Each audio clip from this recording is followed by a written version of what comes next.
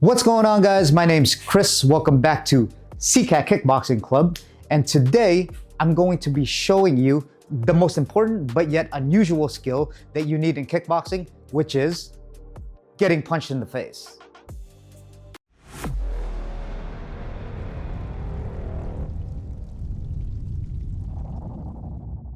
All right, guys, if you haven't done so yet, please subscribe, like this video, and share it with anyone that wants to learn the art of kickboxing. I really enjoy doing these videos. And I also run a martial arts podcast, the Speakeasy Podcast. I talk to different people, high-level fighters, practitioners, from Brazilian Jiu-Jitsu to kickboxing. And it's a fun podcast that you could really get a lot of value out of. I'll click that in the show links down below. And also join my email list. You get a free video of how to improve your kickboxing faster. So this is going to be a little bit of a different video, more of a methodical, philosophical video that most people kind of underestimate, okay?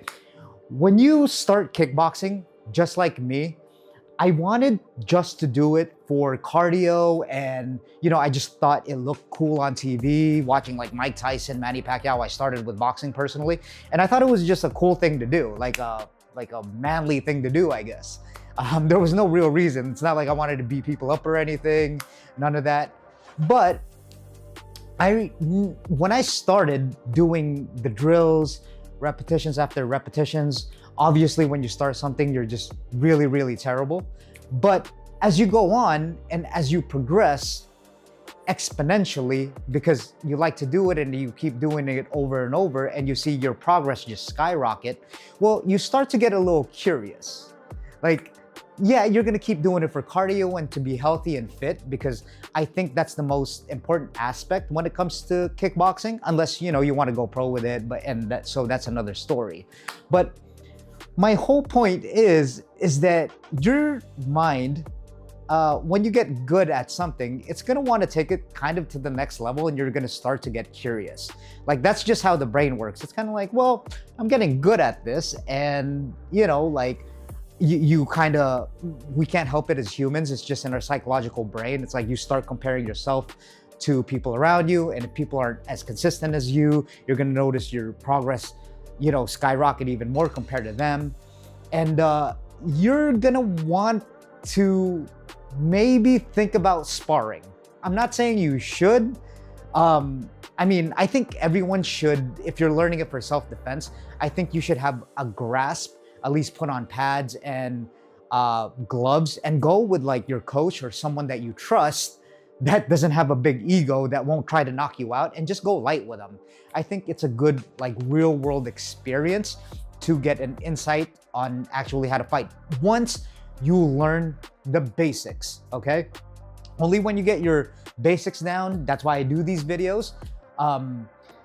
Only when you get the basics down is when you should move on to the next step. Like I said, find a partner that you trust, or maybe your coach, and just do some light sparring, just light touching, nothing crazy, but just light touching. But anyway, your brain's gonna start to get curious, because as you do these reps, your defense is getting good, it's getting more solid. You're starting to connect the synapses in your brain. Like, when you're throwing punches, you're like, oh, he's moving that way, so I gotta move with him, and then, kind of punch him. Like, you're gonna figure all that out in your own.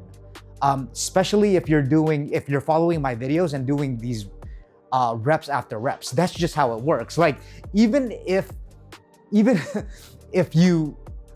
did these reps, like, there's no way that you can get worse.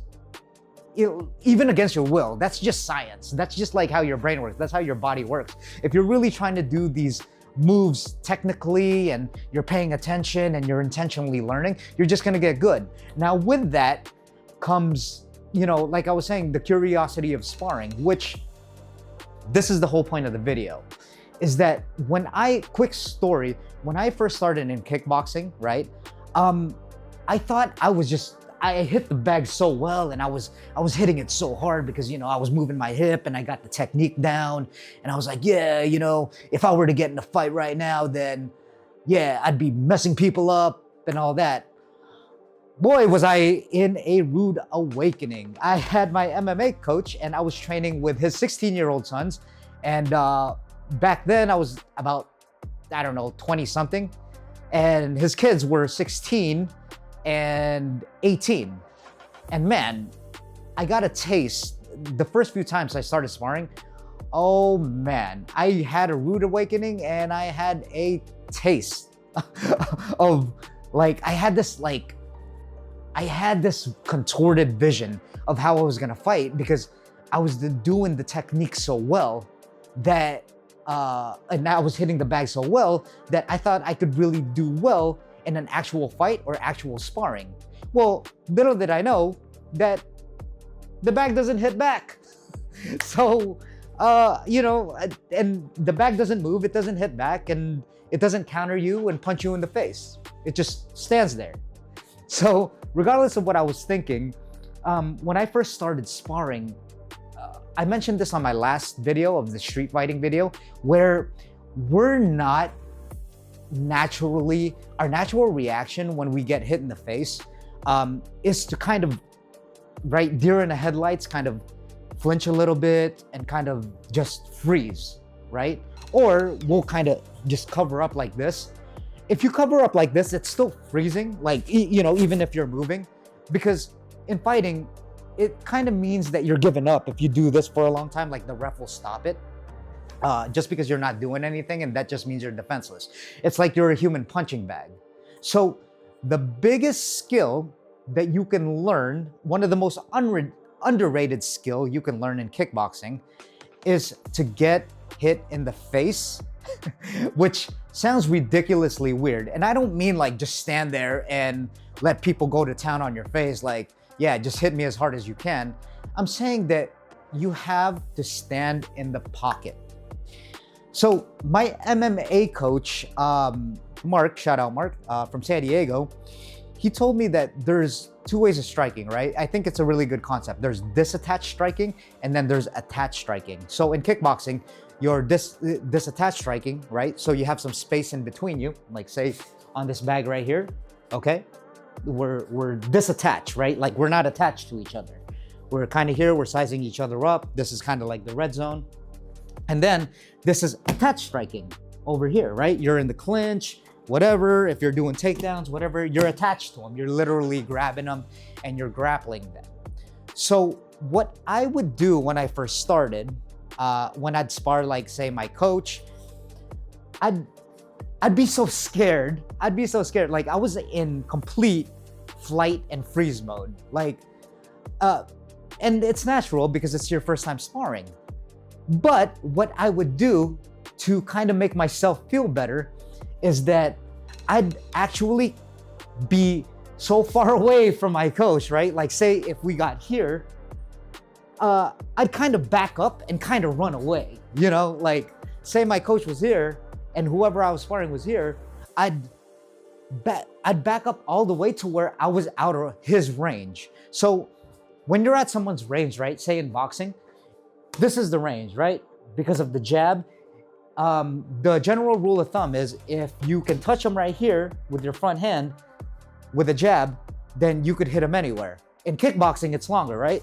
Like if you can teep them, that's kind of your range. So this is kind of like the red zone where you can hit each other, right? But for me, when I first started sparring, like I said, I was so scared, but in my head, I had like this fake confidence to where it's like, okay, yeah, let's go. But then I'd like just run and not do anything. I felt like I was doing something without actually doing anything, right? Like I was in my stance. Like I was in my stance here. And then anytime someone would get close to me, I'd like back away out of range to where they can't hit me. Because look, if I'm over here, like I said, we're in the red zone. If I'm over here, well, he's out of range. Over here, I feel safe, right? Like I can feel completely safe because he can kick me. Yeah, he can rush me, but I'm gonna see that coming even as a beginner fighter or someone that hasn't sparred before. I'm gonna see that and I can just kind of like back away out of his range.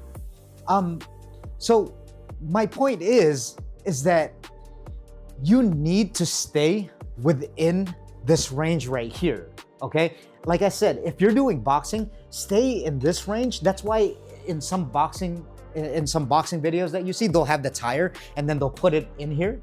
they'll put their legs in here, so they're forced to stay in what's called the pocket, right? They're forced to stay within that range. And in kickboxing, right here is the kick range. So you're still able to get hit at that range.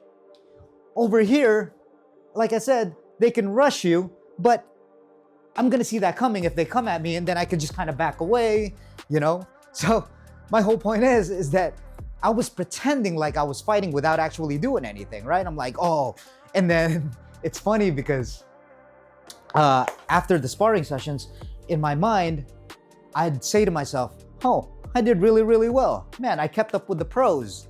You know, I kept up with my coach, and I've only been doing this for months. Little did I know that I wasn't learning anything. I was learning to run, which would in itself is a bad habit.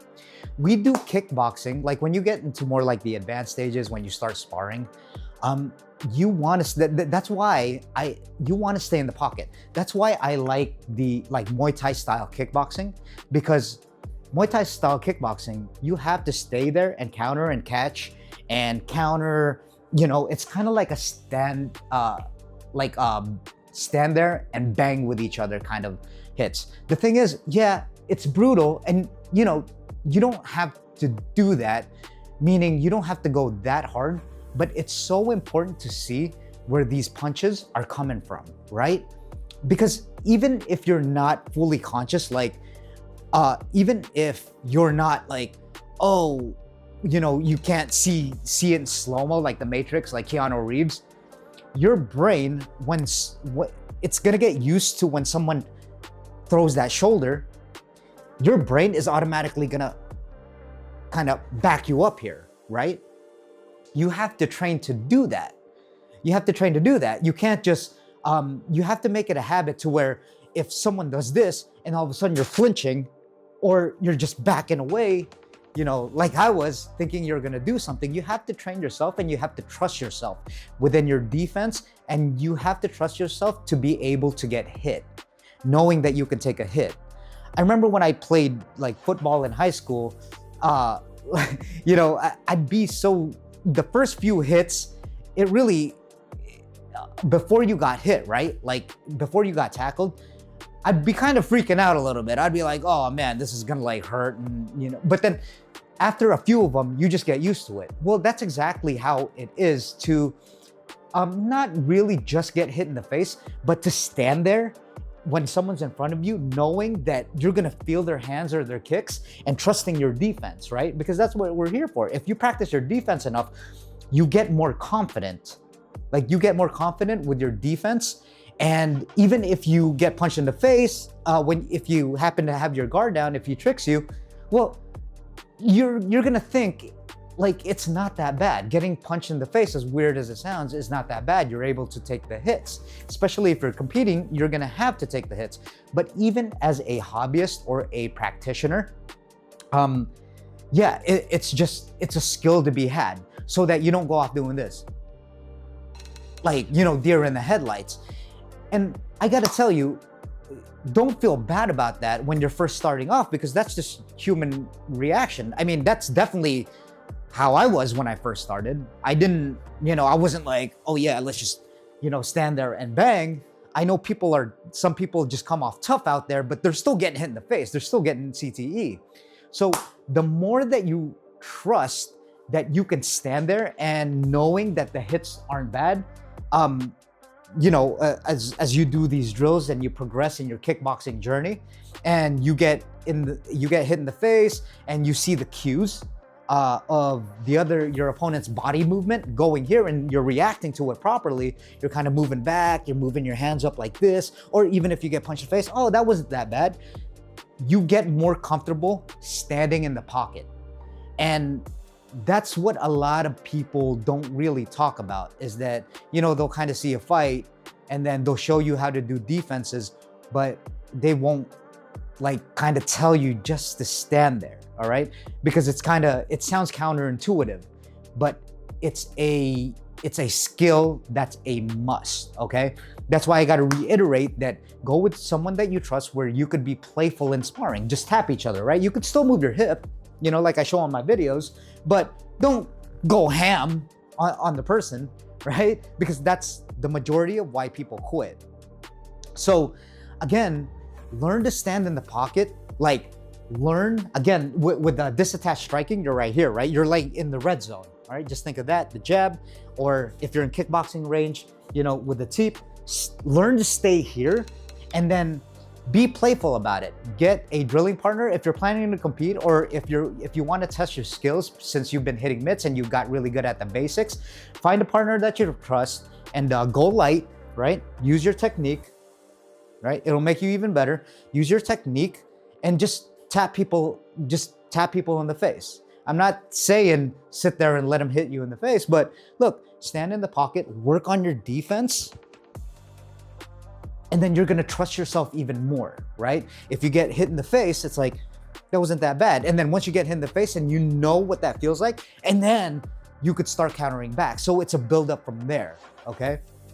So that's kind of, I feel like this video was very important to make because it kind of gets like thrown under the bus. Like I don't hear it mentioned a lot in a lot of YouTube channels. Like I've seen a few, but I think it needs to get reiterated more because it's very, very important. Like I said, you're gonna start to get curious when you start getting good at the basics. And honestly, if you're learning this for self-defense, which is part of the reason why I make this channel for practical self-defense, so that you know how to handle yourself in those situations, well, this is how you do it. Well, how do you test it? You test it in real life. You can't just hit a bag because, what was that? Frank Dukes in the movie Bloodsport, you know, the villain's like, bag doesn't hit back. It doesn't. And if you don't know how it feels to get hit back, man, like you're just gonna have a natural reaction, a human reaction of deer in the headlights, all right? So grab a partner, someone that you trust, get your coach, be playful about it, go about 20, 30% light, work on your technique. You could even work on your technique, right? But stand in the pocket. Trust your defense. As you watch my videos, work on your defense, stay in the pocket. If you get hit, it's okay. And even if you flinch, it's okay.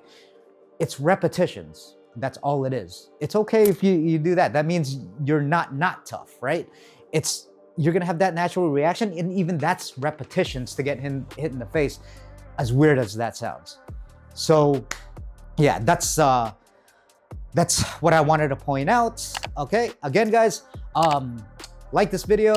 If you got any value out of it, subscribe to the channel, and I'll see you on the next one, all right?